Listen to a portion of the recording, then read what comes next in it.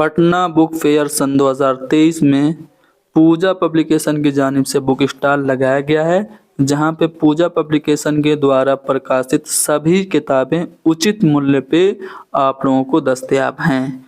जा कर के आप ख़रीद सकते हैं। जो लोग जा कर के नहीं ख़रीद सकते वो ऑनलाइन ख़रीद सकते हैं। डिस्क्रिप्शन में लिंक मिल जाएगी। देखिए हमारी किताब मौलवी में रेख्ता यहाँ पे अवेलेबल है। साथ ही साथ सामान्य ज्ञान की किताब जो कि NCERT बेस्ड है, बहुत अच्छी किताब है, इसे आप ख़रीद सकते हैं जनरल नॉलेज के लिए। इसके अलावा सीटेट का 10 प्रैक्टिस सेट जो कि व्याख्यात्मक हल सहित है, इसे आप ख़रीद सकते हैं। साथ ही साथ आप संपूर्ण शिक्षण विधियाँ जो कि राष्ट्रीय शिक्षा नीति सन 2020 के अनुसार हैं, जो कि सभी टीचर एलिजिबिलिटी टेस्ट के लिए बहुत ज़्यादा सहायक और हेल्पफुल हैं, वो किताब भी आप ख़रीद सकते हैं जो कि अच्छी किताब है।